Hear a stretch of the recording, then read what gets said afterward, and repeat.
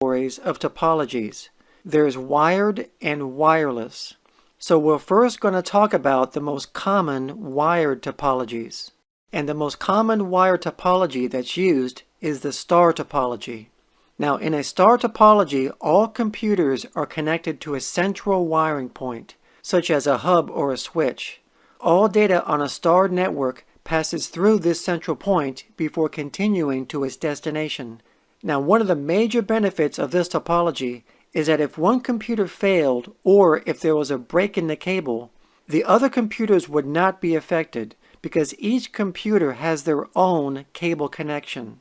However, a disadvantage of the star topology is that if the central hub or switch fails, then all the computers on that central point would be affected. And this is called a single point of failure. If this happens, the entire network goes down.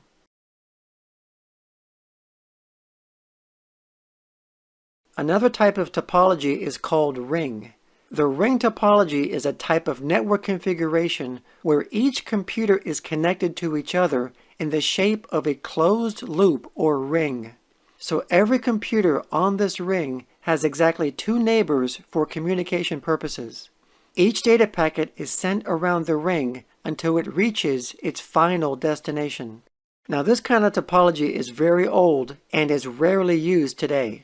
Now, the advantage of a ring topology is that they are easy to install and easy to troubleshoot. However, the disadvantage would be that if just one of these computers goes down, or if there was a single break in the cable, then all data flow would be disrupted.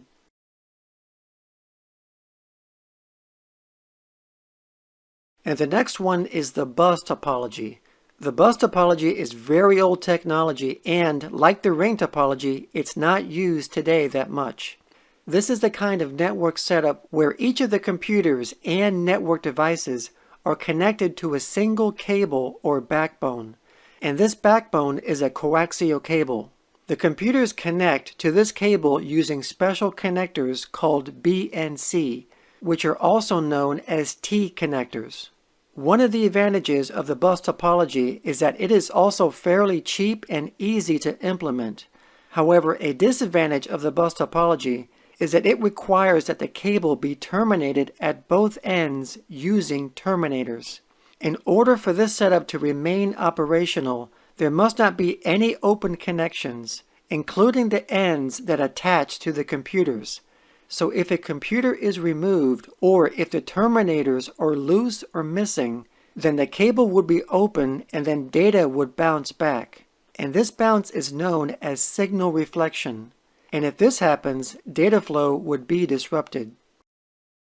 And there is also the mesh topology. Now, in a mesh topology, each computer on the network is connected to every other computer on the network. So by having so many connections, it handles failure very well. In this illustration, there are 4 computers with 3 connections on each computer, which makes a total of 12 connections for this network. Now, the advantage of a mesh topology is that it creates a high redundancy level, because if one or more connections fail, the computers would still be able to communicate with each other. However, because of the amount of cabling and network cards that have to be used, mesh topologies can be expensive, so they are rarely used on local area networks or LANs. They are mainly used on wide area networks like the Internet. In fact, the Internet is a good example of a mesh topology, because the Internet is made up of numerous routers all over the world that are connected to each other to route data to their intended destination. So even if a few routers go down, the data will get rerouted using a different path to ultimately reach their destination. So the Internet is very redundant because it's using a mesh topology. So now we're going to talk about wireless topologies. So let's start with the infrastructure wireless topology. Now, this topology uses a combination of wired and wireless devices. Now, this is very similar to a star topology, where you have wired devices such as these computers here physically connected to a switch. And you also have a wireless access point that's also connected by a cable to the same switch. The wireless access point is here so that wireless devices such as laptops, tablets, cell phones, etc. can connect wirelessly to the network. So the wireless access point acts like a bridge between the wireless network and the wired network. Now, the infrastructure topology is not limited to a single wireless access point. In fact, you can have multiple wireless access points if you want. It just depends on the needs of the network. And the next wireless topology is ad hoc. Ad hoc is a very simple wireless topology, and it's simple because it doesn't rely on any infrastructure such as cables, routers, servers, or wireless access points. All the devices in an ad hoc network wirelessly connect to other devices in a simple peer-to-peer network.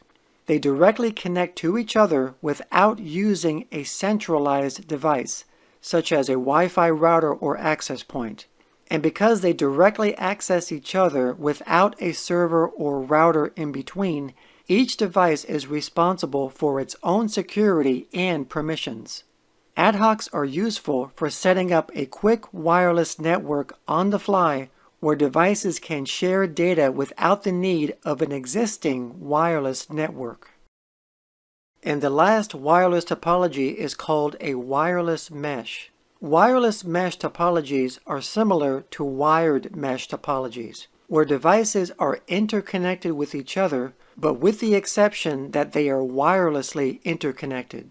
So for example, let's say you wanted to deploy multiple wireless access points all throughout a building so that wireless devices that are in different areas are able to access the internet. So normally you would have a modem that brings in the internet to the building. And then you would also have a switch that's connected to the modem. And then you would connect each wireless access point with a cable to the switch. So by doing it this way, this requires extra cabling, and it would also require extra time running the cables through the building. So this is more expensive and more time-consuming. Now, a wireless mesh topology would be similar to this setup, but without the need of these extra cables. In a wireless mesh, each wireless access point will talk to other wireless access points to create a seamless internet connection for wireless devices to connect to. So if this laptop over here wanted to access the internet, it would connect to the nearest wireless access point, and then this access point would relay the connection to the next access point, and then to the next one, and then eventually find its way back to the modem. So no matter which access point that you're connected to, you will still have internet access because all the access points are in constant communication with each other and the modem. And even if one or more access points were to fail, it wouldn't matter because the other access points will reroute the data. So a wireless mesh topology is very redundant because the internet connection is spread out over many wireless access points.